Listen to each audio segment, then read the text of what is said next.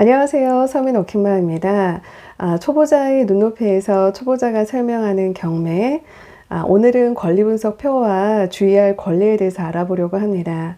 근데 그 전에 제가 지금 이렇게 영상을 촬영하면서 이 영상은 경매 경자도 모르는 왕초보분들이나 또는 경매를 배우고 싶으신 분들, 관심 있는 분들, 그리고 경매를 지금 공부를 하긴 했는데 잘 모르겠다. 그래서 그런 경매 기초 개념을 좀 복습하기 원하는 분들한테는 도움이 되는 영상이고요. 저도 오프라인에서 경매를 배우고 있고 또 온라인에서 경매 관련 영상도 좀 많이 보면서 공부를 하는데요. 제 것을 그런 지식들을 제 걸 만드는데 정말 도움되는 거는 저는 책을 보는 거라고 추천드리고 싶습니다. 제가 지금 이 권리분석 이렇게 쉬웠어 이 책이랑 그다음 경매와 놀자 이 두 가지 책을 저도 보면서 그동안 배웠던 그런 개념들을 정리하고 또 책 속의 내용들을 읽으면서 더 정리되는 부분들이 많거든요. 권리분석 이렇게 쉬웠어는 경매를 처음 접하시는 분들한테 경매 한 사이클을 되게 간단하면서도 꼭 필요한 개념을 되게 명확하게 잘 정리를 해 놓으셨어요. 보니까 책을 정말 잘 쓰신 것 같아요. 제가 보니까 하나하나 굉장히 신경 써서 빠지는 내용 없이 가급적 되게 쉬운 단어로 설명을 잘 해 놓으셨더라고요. 그리고 경매와 놀자 이 책 같은 경우도 되게 두꺼워서 저는 이제 교과서처럼 되게 재미없을 거다라고 생각했는데 제가 이렇게 보니까 책 내용이 되게 좋아요. 경매 A부터 Z까지 그 다음에 다양한 판례랑 여러 가지 예시를 들어서 굉장히 자세하게 잘 풀어놓은 좋은 책이거든요. 그래서 물론 이제 이것들도 저도 경매를 전혀 배우지 않고 책을 봤다면 이 안에 내용들이 좀 다 생소하잖아요. 그래서 쉽게 이해를 지금처럼 하지는 못할 수도 있었겠다 싶기는 해요. 근데 지금은 저는 이제 경매를 한번 배운 상태에서 책을 보다 보니까 책이 정말 좋구나라고 하는 게 확 느껴지더라고요. 그래서 근데 이제 경매를 정식적으로 배우기 전에 책을 먼저 봤다면 그런 경매 강의를 들을 때 훨씬 더 도움이 되기 때문에 지금 경매 관심이 있으신 분들이라면 일단은 권리분석 이렇게 쉬웠어 이 책을 먼저 읽으시기를 추천드리고요. 그 다음에 책을 읽으신 다음에 경매와 놀자 이 책도 교과서처럼 옆에 놓고 두고두고 보실 수 있는 보시면 도움되는 책이라고 생각이 듭니다.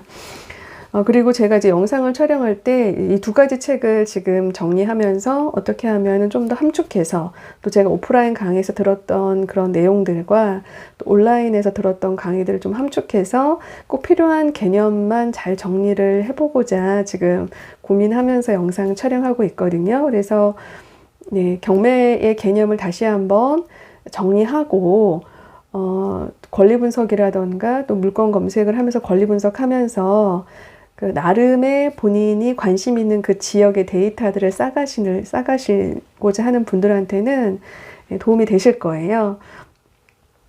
그 초보분들은 뭔가 이렇게 확신이 없으면 경매 정보지 보고 물건을 검색하고도 권리 분석하는 게 왠지 내가 잘한 게 맞는가라고 좀 이렇게 두렵고 불안한 마음이 들잖아요. 그래서 뭐 경매 공부를 엄청 해야 된다. 공부만 하자 이런 주의는 아니고요. 저는 그렇지만 초보자로서 그 불안한 마음이 있기 때문에 기본 개념은 어느 정도 이렇게 좀 탄탄해야만 어떠한 이제 물건을 검색을 해도 좀 걱정이 안 되고 두렵지가 않고 좀 속도가 붙을 수 있을 거라고 생각이 듭니다. 그런 차원에서 이런 책 읽으시고 또 제가 이렇게 올려드리는 영상들도 보시면 도움 되실 거라고 보고요. 또 무엇보다 중요한 건 모든 건 다 실천이고 행동하는 게 제일 중요하다고 생각합니다. 저도. 그래서 이렇게 이론을 정리하면서도 부지런히 또 경매 정보지에서 물건도 검색하고 또 그 물건에 대한 온라인 조사랑 또 현장에 가서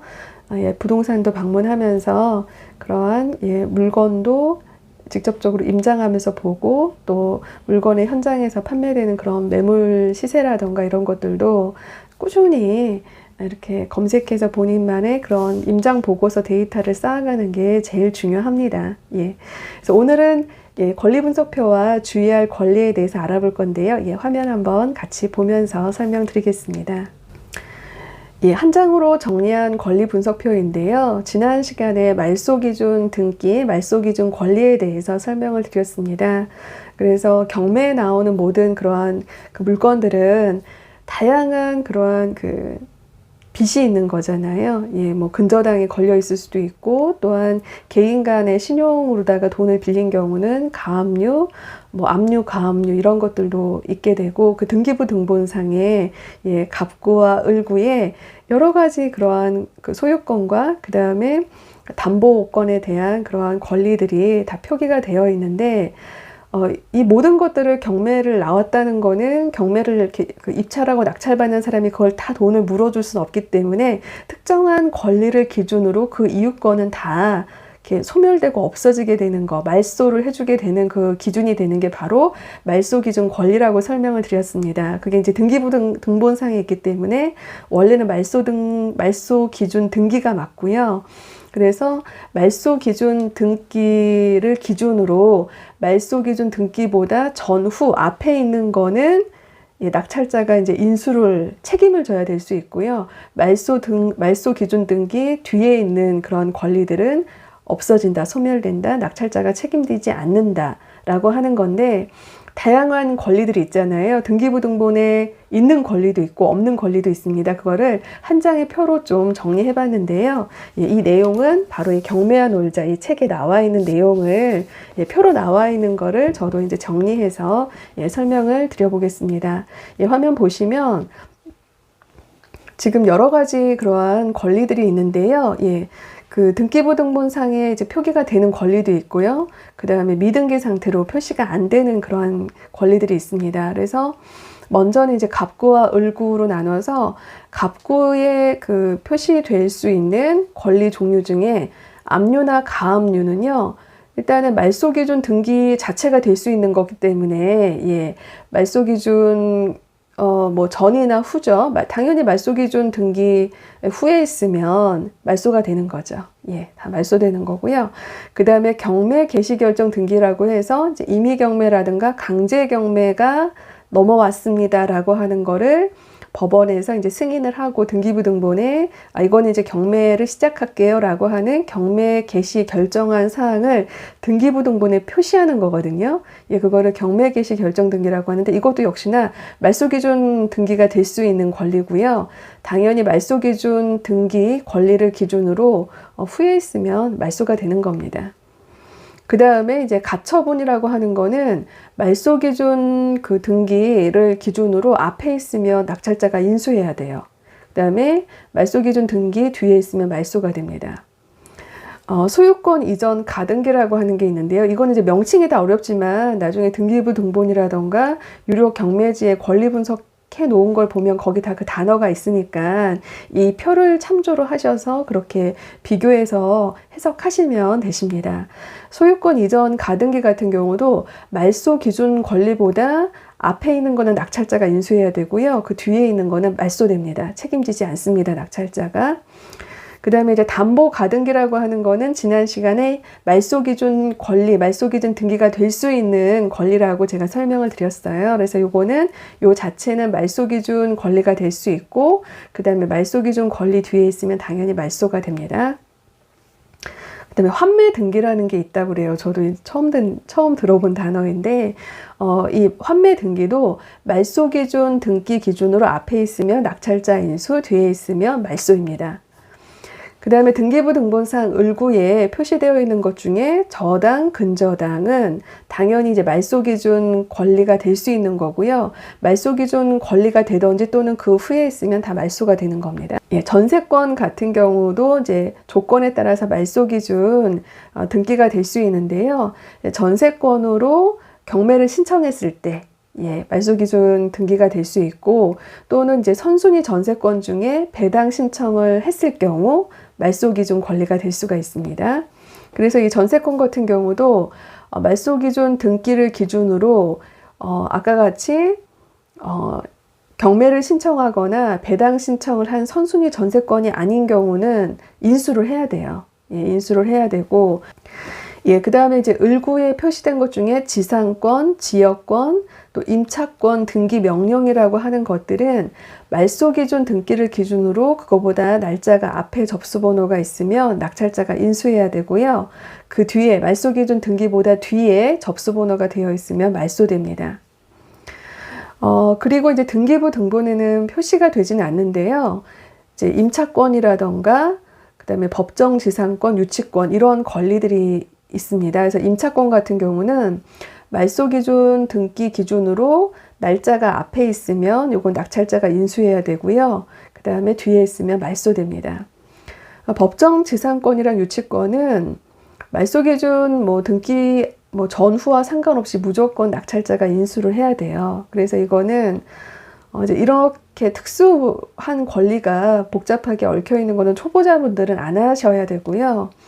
그 다음에 뭐 좀 경매를 한 지 좀 돼서 경매 뭐 중수, 고수 이상 되신다 하시는 분들은 이제 법적 소송을 통해서 이제 이러한 문제들은 해결을 해 가시는 걸로 알고 있습니다. 권리분석표에서 이제 오류를 범할 수 있는 경우가 있는데요. 이제 지금 앞에 제가 설명드린 권리 중에서도 그 외에도 좀 주의해야 될 것들입니다. 첫 번째는 권리 분석을 잘못하게 되면은 낙찰을 받은 다음에 소유권을 잃을 수 있는 권리들이 있습니다. 어떤 것들이 있냐면 선순위 가등기, 예, 말소 등기, 말소 기준 권리, 다른 말로 똑같은 말이 말소 기준 등기잖아요. 그래서 보통 말소 기준 권리라고 많이 합니다. 그래서 말소 기준 권리를 기준으로 그것보다 이제 앞에 있는 선순위 가등기라던가 날짜가 빠른 선순위 가처분, 그 다음에 말소 기준 권리보다는 뒤에 날짜가 있지만 후순위 가처분 중에 건물 철거나 토지 인도 청구권 등 그런 보전을 위한 가처분 같은 경우는 낙찰자가 소유권을 이룰 수 있는 권리입니다. 그래서 이런 경우는 그런 물건에는 이제 입찰을 하시면 안 돼요. 네, 이제 이거는 이렇게 단어로 설명해 놓으니까 잘 와닿지도 않고 기억도 안 나실 수 있거든요. 그래서 이런 내용을 그냥 이해하시고 나중에 권리 분석할 때 이런 단어들이 나온다라고 하면은 그 물건은 피하시면 됩니다. 그런 물건 아니고도 할 게 많기 때문에 이런 물건들은 피하시고요. 두 번째는 권리 분석 표에서 잘못 봤을 때 문제가 되는 거는 추가 부담을 해야 되는 그런 권리들이 있습니다. 경매를 하는 이유는 시세보다 저렴하게 사서 수익을 내고자 하는 게 목적인데 다 계산을 하고 권리 분석해서 입찰가를 써서 낙찰을 받았는데 생각지도 못하게 추가적으로 들어가는 비용이 있다면은 수익이 나기가 어렵겠죠. 잘못하면 물어주는 돈이 더 많을 수도 있습니다. 그래서 주의해야 될 것들은 대표적으로 선순위 임차인, 선순위 임차인이 있으면 그 임차인의 보증금이 다 배당으로 해결이 안 되면 나머지 보증금만큼 다 물어줘야 되거든요. 그래서 선순위 임차인이 가장 주의를 해야 되는 부분이고요. 그 다음에 유치권, 대항력이 있는 임차인, 선순위 임차인, 뭐 대항력이 있는 임차인, 뭐 같은 말이에요. 제가 볼 때는 같은 말인데 책에 이렇게 나와 있어서 좀 기록을 해봤고요. 그러니까 선순위니까 당연히 대항력이 있는 임차인이죠. 근데 대항력이라고 하는 의미가 나중에 설명드리겠지만 계약을 한 다음에 이제 집주인이랑 계약을 하고 그 다음에 이제 그 집에 전입신고를 하고 그 다음에 그 집을 실제 점유해서 살고 있으면 대항력이 있다고 하거든요. 근데 대항력이 있는 거랑 말소 기준 권리를 기준으로 선순위냐 후순위냐는 또 다른 문제예요. 선순위 대항력이냐 후순위 대항력이냐. 그래서 여기서는 어쨌든 대항력이 있다는 의미는 계약을 하고 그 집에 이제 전입신고를 한 다음에 그 집에 이제 살고 있는 그거를 대항력이 있다고 하거든요. 그래서 선순위 임차인이면서 대항력이 있는 임차인이면 뭐 그거는 정말 말할 것도 없이 주의를 해야 되는 거고요. 후순위 중에서도 대항력이 있는 임차인을 의미한다고 생각을 하는데요. 어쨌든 이거 주의를 해야 되고 그 다음에 당연히 선순위 전세권 주의해야죠. 아까도 말씀드렸지만 선순위 전세권 중에 선순위 전세권으로 뭐 경매 신청을 했거나 배당 신청을 하게 되면은 요거는 이제 말소가 되는 권리이기 때문에 괜찮지만 그렇지 않고 그냥 선순위 전세권인데 이걸로 경매 신청을 하지도 않았고 배당 신청을 하지도 않을 경우에는 주의해야 됩니다. 다 낙찰자가 물어줘야 되거든요. 그 다음에 이제 관리비 부분, 예, 미납된 관리비는 낙찰자가 3년치의 공용 관리비는 또 물어줘야 돼요. 그 건물이 불법 건축물이 있으면은, 그 건축물 대장에 보면은 이렇게 불법 건축물이라는 표시가 있고 계속해서 벌금을 내야 됩니다. 예, 그 불법 건축물을 합법으로 바꾸지 않은 이상 벌금을 내야 되기 때문에 추가 부담을 해야 되는 거잖아요. 그 다음에 이제, 예, 이삽이죠. 예, 나중에 명도할 때, 그 집에 살고 있는 임차인이나 뭐 집주인, 소유주를 명도해야 될 때 이제 이사 비용이 나갈 수가 있고요. 그 다음에 이제 공유재산 사용료, 스포츠 회원권, 골프 회원권 이런 것들이 있다고 합니다. 이제 이 부분 제가 내용은 잘 모르겠어요, 저도. 근데 이제 이런 내용이 있으니까 참고하시고요. 세 번째는 이제 권리 분석을 해서 예, 입찰하고 낙찰 받았는데 실제 그 땅에 대해서 사용 제한을 받는 그런 권리들이 있습니다. 예. 뭐냐면은 이제 법정 지상권이라는 게 있고요. 그 다음에 분묘 기지권이라는 게 있고, 선순위 지상권이라는 것들이 있습니다. 예. 이런 내용들이 좀 어려워서 이제 이런 내용들은 뒤에 이제 차차 그런 개념들은 설명을 드릴 수 있을 것 같습니다. 예, 오늘 설명드린 내용 중에 이렇게 한 장으로 정리한 권리 분석표, 예, 이거 내용을 잘 기억하셔서 요 내용들을 가지고 권리 분석을 하시게 될 때 비교해서 예, 말소 기준 권리, 예, 같은 말이 말소 기준 등기잖아요. 그거를 기준으로 이 지금 표시되어 있는 권리들이 앞에 있는 날짜에 있는 게 인수되는 건지 말소되는 건지 이것들을 잘 판단하시면서 권리 분석을 해보시면 좋겠습니다. 네, 오늘 영상이 도움이 되셨다면 구독과 좋아요 꼭 부탁드리고요. 저는 다음 영상에서 찾아뵙겠습니다. 감사합니다.